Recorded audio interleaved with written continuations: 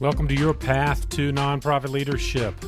I'm Patton McDowell, and I'm your host, and happy to bring you this podcast, which explores the very best in productivity and professional development in the nonprofit sector.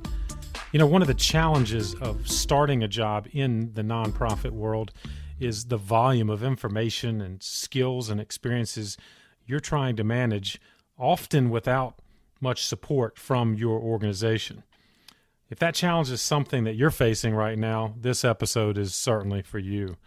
Mike Blackwelder and I explore 5 ways you can accelerate your journey as you start on the path through this nonprofit world, and offer practical tips and ideas that Mike has experienced and shared with many in his consulting and coaching practice. Stay tuned. Up next, the next episode of The Path to Nonprofit Leadership. Mike, thanks for joining me on the Path to Nonprofit Leadership, and I am grateful for our conversation. You and I have had previous discussions about the nonprofit sector and how we both are having conversations with a lot of folks who are interested in joining it, or they're in it and still trying to determine their path forward as they seek leadership opportunities. And of course, in your role as president of the AFP chapter here in Charlotte, you're running into a lot of these folks as well. But before we talk about some of the advice and counsel we offer folks considering these questions, tell me about how you got into the field. What brought you to the nonprofit path that you're on right now? Sure, absolutely. Happy to share. First of all, thanks for having me on. I appreciate the opportunity to continue this conversation. Like you said, with our roles at PMA and AFP, we have a lot of these conversations with a lot of people. So happy to continue that. So what got me into the nonprofit field really, about a year or so after college, I went into college, what I think most people or some people do, how do I get out and earn the most money? But I quickly realized after graduating that wasn't the top priority for me. So I really wanted to do something that was just more impactful, that I could, feel good about when I went home at night and feel like I was making some small difference in the world. I had done a lot of volunteering with the ALS Association. It's a disease my brother was diagnosed with when I was in college. Right. So I'd started volunteering heavily with them, and a friend of the family who had previously worked at United Way of Central Carolina said, why don't you try working for a nonprofit? And honestly, I was probably 22 at that point. The first time that concept had ever entered my mind, like work at a nonprofit, I hadn't clicked before. But he suggested it, and United Way here in Charlotte used to have these big temporary positions that would come in. They'd bring in 30, 40 outside people to do contract work on their campaign during campaign season. So I applied for that and got a position, and luckily I was placed in Cabarrus County. So I was the only campaign person out there. So it afforded me the opportunity to really get to know the funders in the community leaders, and the nonprofit leaders as well. So I really got a great introduction into all things nonprofit in that community. So I was hooked. I was in that role for about 6 months until that contract ended, and immediately was picked up by one of my agencies from United Way, the Boys and Girls Club in Cabarrus County. So was brought on as their development director for 4.5 years or so. A small shop there, kind of wore all hats, as many of us do in development roles. And then eventually moved to Safe Alliance in Charlotte, worked with them for 5.5 years or so as their chief advancement officer before coming to where I am now with PMA Consulting. Mike, that's great. And isn't it typical? So many of us came into nonprofit through a side door, myself included. What did you study in college? And what did you have any sense of what you wanted to do based on the actual undergraduate experience? I really didn't. I went into college with a pharmacy track and learned quickly on. I hated chemistry, and it's kind of hard to be a pharmacist if you hate chemistry. So quickly switched majors and went into business. And I thought that was general enough to kind of give me some latitude where I might want to go upon graduation. So I did the business track and then somehow ended up in nonprofits.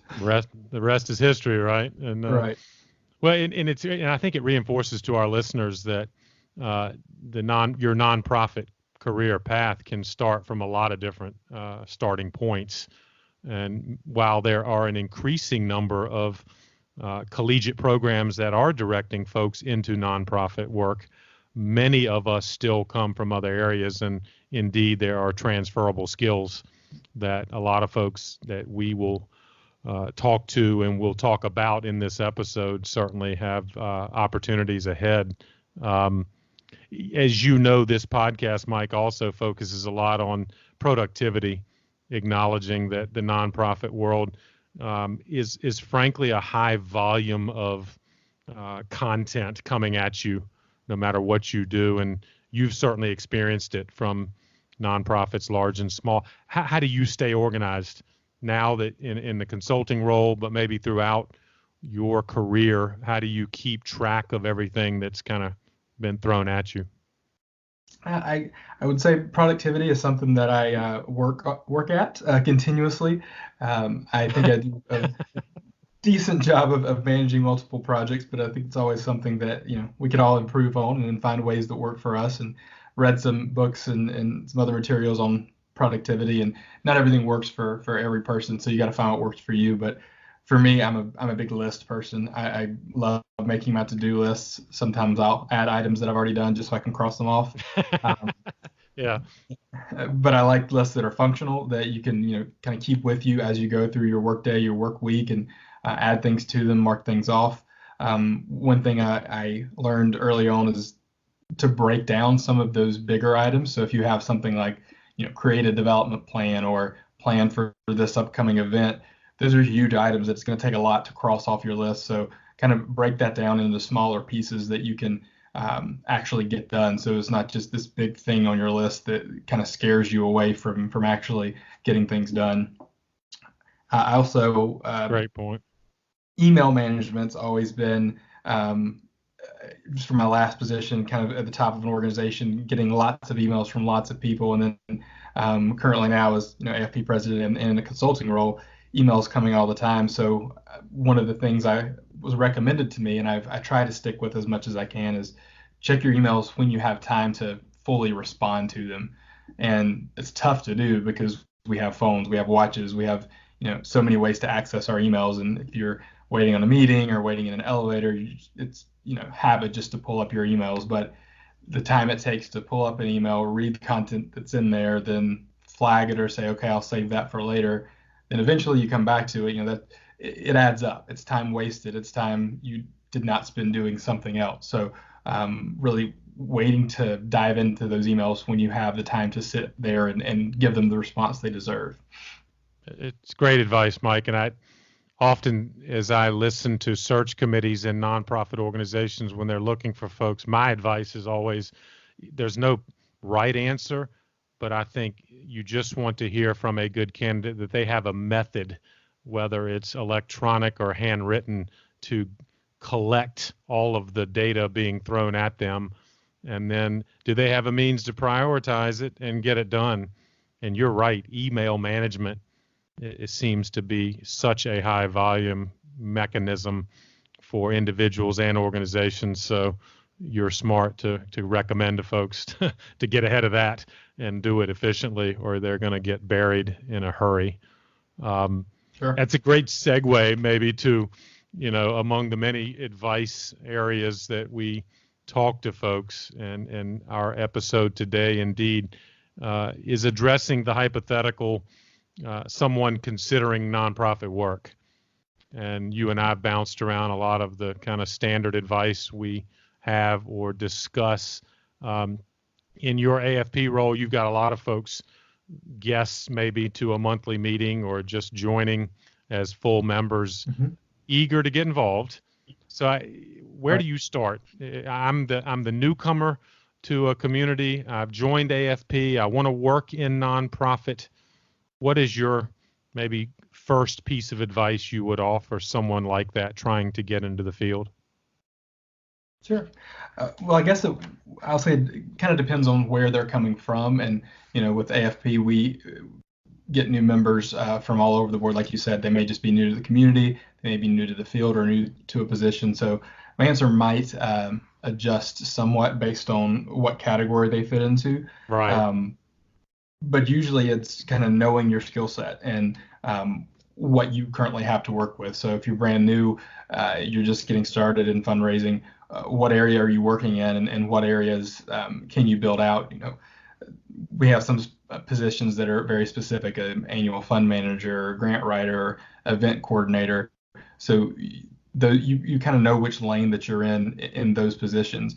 But more often than not, we have positions that development director or development associate them encompass lots of different activities. So to kind of get an understanding, get a handle on all of the different aspects of fundraising and what that entails, and try to develop an understanding of each of those areas and which ones you feel strongly in, maybe some not so strong, what areas you need to grow in order to continue your career. So that's usually a good starting point, just kind of see what knowledge they currently have and what areas they could build out on.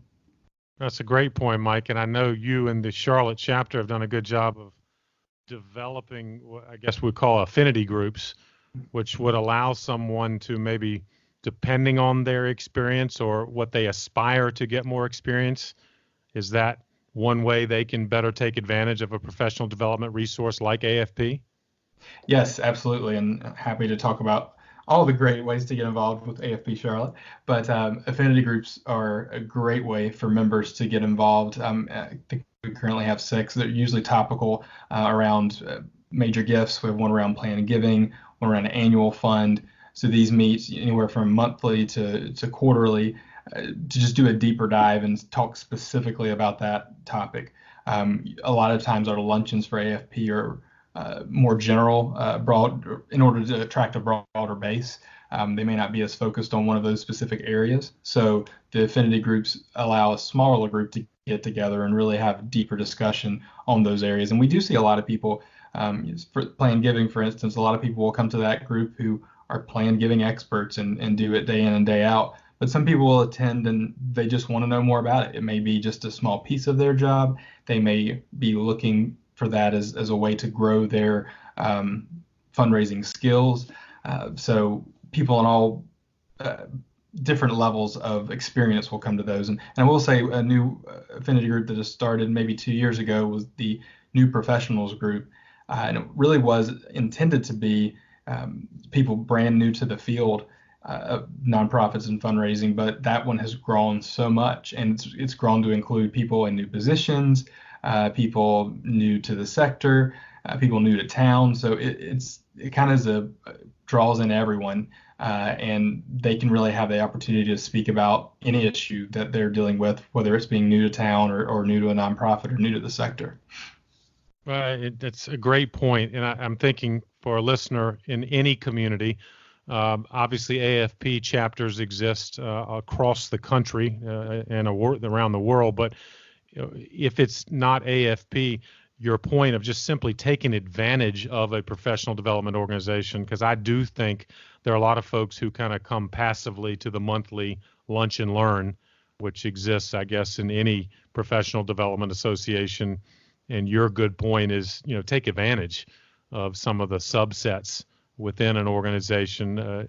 Obviously, those are smaller settings and probably more interactive and would allow you to build not only your skill set, but your network to get better in the field. That's something, Mike, I've heard you talk about as well.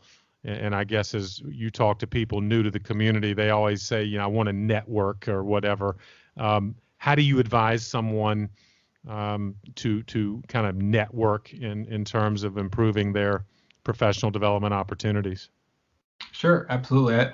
I think I didn't quite understand that or have a good grasp on it early on in my career, but I've realized that it's such a huge part in developing your career and advancing yourself. I can't stress enough how important that networking is. Even as an introvert, where networking can sound scary, it's really not. It's vitally important to your career and not something that's unattainable. So, of course, I'll mention, AFP, but any professional organization, whether it's a chamber or just any group where you can be around peers, around folks who are doing the same type of thing that you are.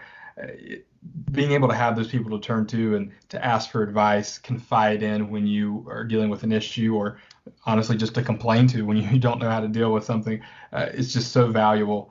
And just to hear different perspectives and different experiences. A lot of people have gone through the exact same thing you're going through, even though you may not think that's possible.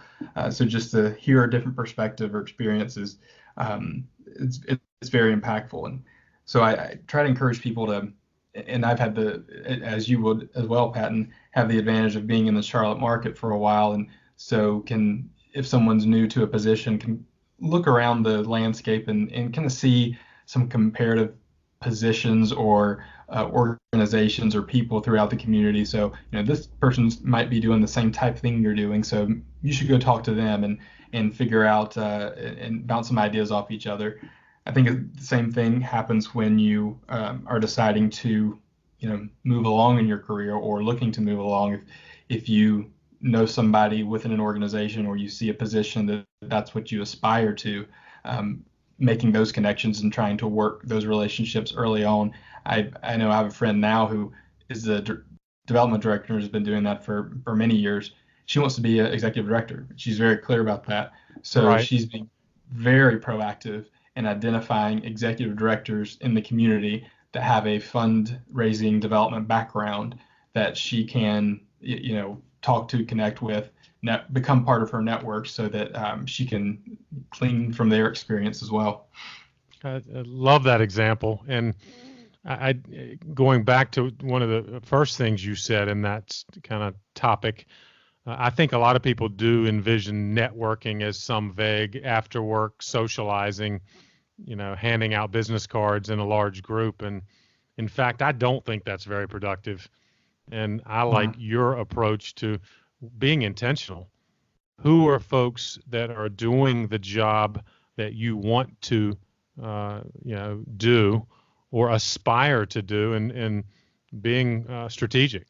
Find two other people that are doing it, and I find most people in the nonprofit sector are willing to talk to you, and if you're kind of polite about it, they'd be willing to have coffee with you and talk about their role. And so that, like the friend you described, I bet she could do that very well. Identify executive directors that are in a role that she'd like to be someday and take them out for coffee and say, hey, tell me what the realities of your job are, and what skills and experiences do I need to acquire to help me succeed, someday to do a job like yours.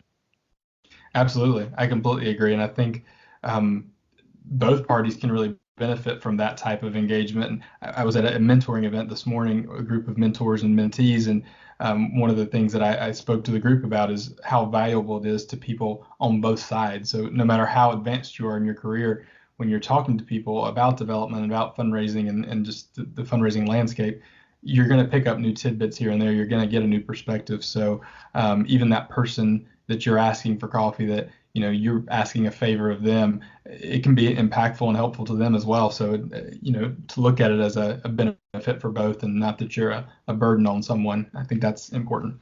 It's a great point. I've heard the phrase that when you're trying to get better at your position and your skills and experiences, having to teach it, so to speak, is a great way to reinforce it. So explaining what you do to someone else often will bring insight to you, not just to the person that's kind of benefiting from your experience. And something else, Mike, I have suggested to folks as they explore networking, particularly new to a community. And again, I'll use AFP as the example, but I think there would be equivalent professional development organizations, is I go to the local AFP website and see who's on the board of directors. Folks like you, Mike, that are in a volunteer role on the board are more than likely willing to be a networking friend. And so I've suggested when people arrive into a community, go to the AFP or equivalent website, look at the board and see if there are individuals and organizations they represent, and reach out to them, because I bet they are more predisposed and willing to meet with you or talk to you because of the role they've taken on. But would you agree that most of your colleagues on the AFP board would likely consider something like that? Absolutely. I completely agree with that. And I think that's something we talk about regularly in board meetings, that we as board members should be more present and should be more intentional about, it's great if people want to come find us. I hope they do, but let's do a better job of finding them as well. So we will look at registrations for meetings and see who's a new member on our list and find someone on the board that can identify them and hopefully sit with them and do some introductions, but at the very least, just meet someone and welcome them. But hopefully we can help build some of those connections too. And I think that helps people get acclimated to their role, but also to fundraising in Charlotte. And one of the things that we've talked about a lot in kind of my peer group at AFP board is a lot of people do fundraising and come to fundraising with no background and may not always do things the right way or the according to best practices. But if the fundraising world as a whole, if everyone doing fundraising in Charlotte is doing it the right way, it benefits us all. So, right. If we're all doing things the way, if we're all doing great fundraising, it benefits the sector as a whole. So I can't stress that enough. Because all it takes is one of these negative stories, right, of a fundraiser behaving inappropriately, and that seems to go more viral than all the good work that's going on at philanthropic organizations. Because one donor has a bad experience, sadly, they are quick to share it, aren't they? Absolutely. You hear, a bad donor experience in the news, some ethical issue maybe with the organization, and it just kind of it spreads like wildfire. And your organization may have nothing to do with the situation, but people that know you well, your donors, your volunteers, they'll start asking questions. Well, what happened? How did this happen with them? Could it happen to us? What do our numbers look like? What are our, it can increase the scrutiny of all nonprofits just because something is done and not the best way somewhere else. It's a great example. I mean, not that anyone wants it as a great example. It is an example of caution, and perhaps if I am a newcomer to an organization, I need to understand those things related to ethical fundraising. AFP, of course, is a huge proponent of those practices, but I would say if I'm a newcomer, I need to talk to the leadership in my organization about how we deal with certain issues that perhaps fall in a gray area. And it leads to a question I was going to ask you, Mike, in hearkening back to your earliest days in the nonprofit field.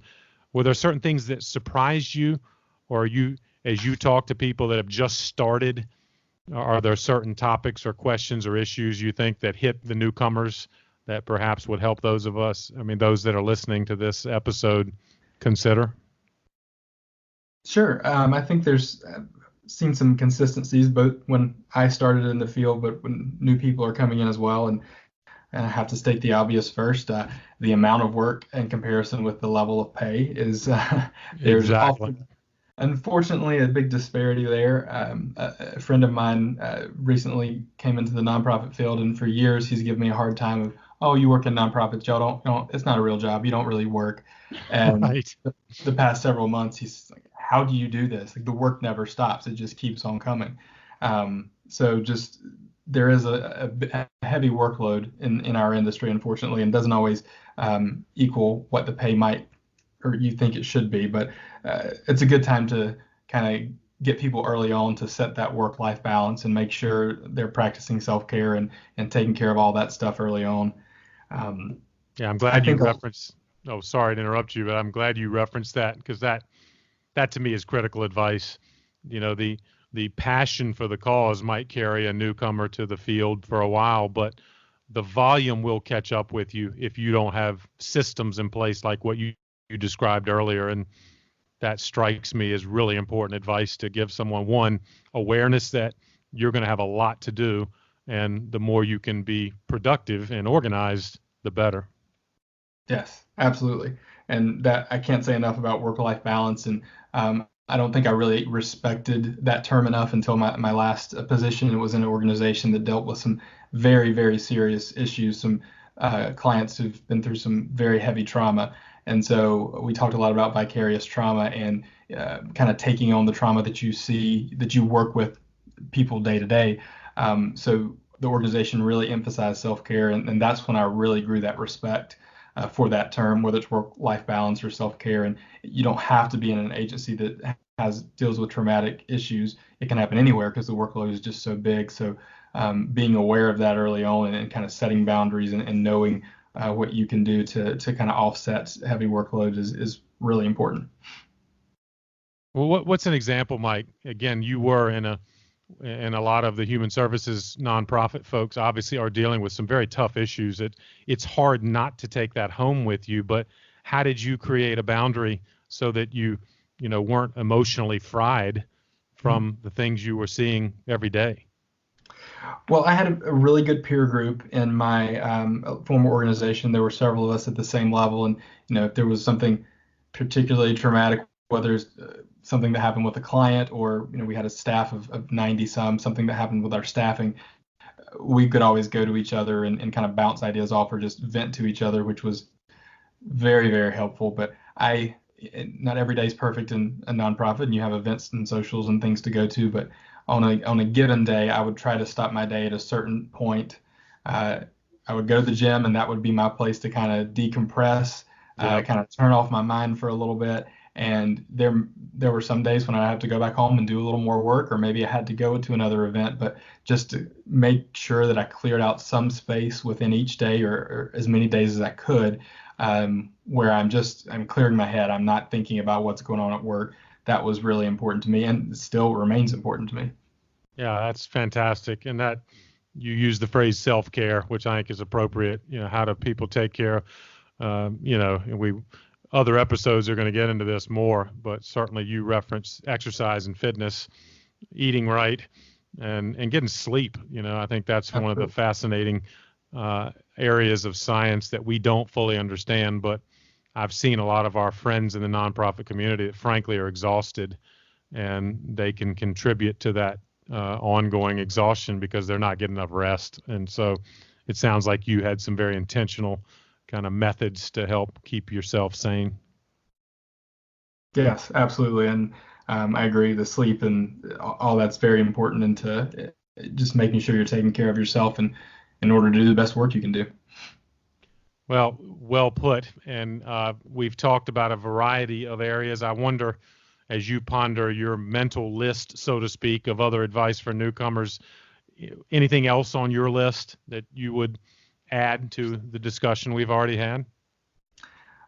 I would say conversations with leadership early on. I think we've talked about, Pat, early on or in previous settings, the first 90 days, what should you really look for, expect your first 90 days in a new role. And so I would think of some key questions that I would want to know from my supervisor, get that information early on so that you set the stage for success. So think simple things like how does your supervisor measure success? Because you want to know, is that going to be on dollars raised, number of meetings taken, number of grants written? There could be a lot of metrics there. So knowing their expectations early on is really helpful. Knowing how your supervisors prefer to communicate, it's a big one. They may want over communication because you're a new employee and they want to make sure you're on task and getting things done, or they may just simply trust you to take on the role and just run with it. But finding out that communication style so that you can work with them appropriately is a big one. Then I would. Oh, sorry. Go ahead. Yeah. Looking at previous, what's been done previously with the organization and asking, what's been the biggest challenge in terms of fundraising? What's the highest priority now in terms of fundraising? It's a good idea to get those early on so that you know what hurdles you have to overcome, what you have to work towards, and then lastly, who are the key players? And this really will depend on each organization, each position. They may be board members, they may be funders, they may be other people within the organization, but who are those key people that you really need to get to know and make a relationship with early on? Great examples and great questions, because I'm convinced so many of our, again, nonprofit peers, in essence, parachute into an organization and they're passionate about the cause, but they don't ask those questions early on. And quite honestly, nonprofits in general don't do a good job onboarding. And I hate to pick on nonprofits. I'm guilty of that from my previous days, but you're understaffed and a lot is going on. So when the newcomer arrives, you hand them a binder and tell them to go do it, whatever doing it is. And so your point of being proactive early, because I hear that a lot, that they didn't quite understand, and it's a year later when they're trying to get clarity about the exact expectations, or am I allowed to invest in professional development?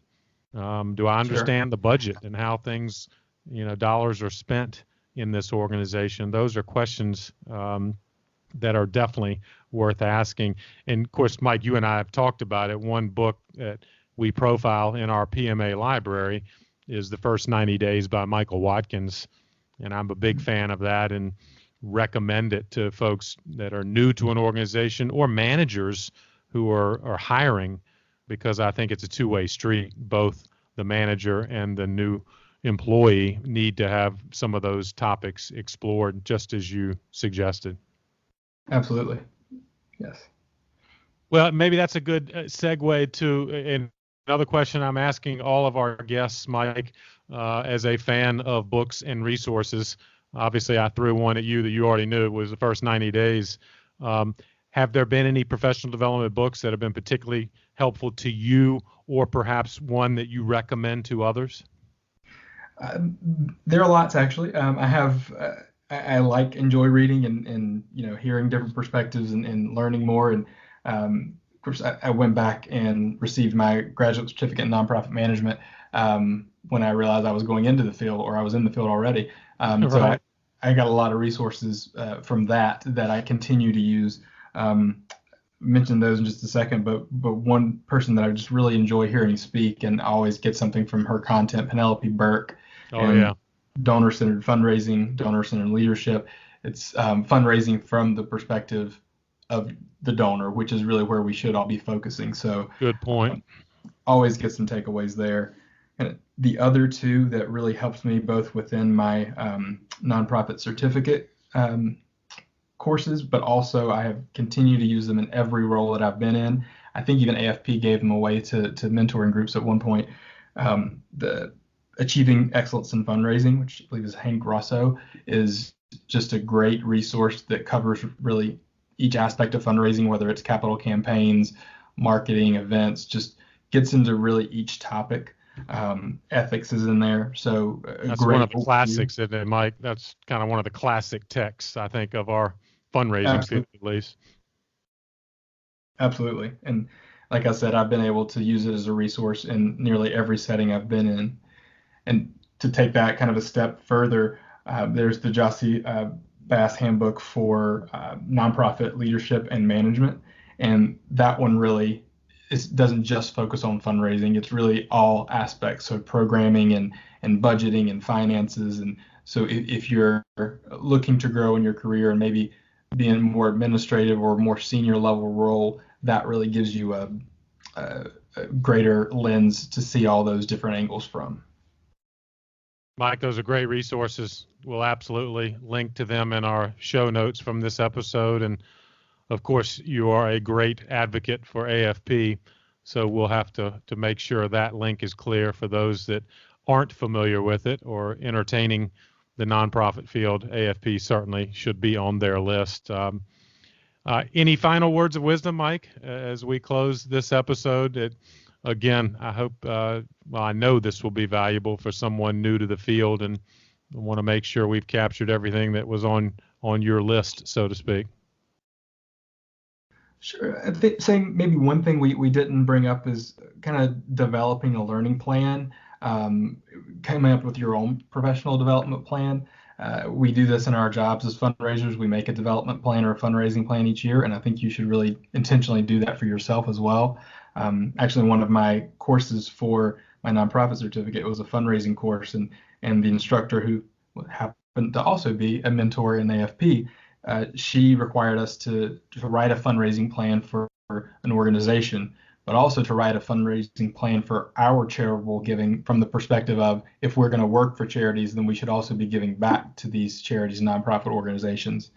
And then lastly, as professional development plan for ourselves. What are we going to do to expand our knowledge and expand our career? And you may not know all those milestones yet. You may not know exactly where you want to go, but to come up with that plan and really know where you want to go. So knowing the ins and outs of fundraising, and then learning the ins and outs of the fundraising nonprofit industry, but then getting to know the programs and services that you work with, and what you need to do to take you to the next level in your career. I think kind of outlining that plan can be very helpful in moving your career forward. It's a fantastic point, Mike. And you're right. It is ironic, I think, sometimes that we see a lot of our professional colleagues in the nonprofit world spend a lot of time on planning with the organization, but much less so on themselves. And quite honestly, the organization needs you to get better. And I think there's no better way than what you just described: an intentional professional development plan, a career planning module. And of course, that's what we talk a lot about on the path to nonprofit leadership, as the title of this podcast implies. So, Mike, thanks very much for your time and conversation. I really appreciate you being part of this today. Sure. Thanks for having me. I appreciate being here. All right. Take care.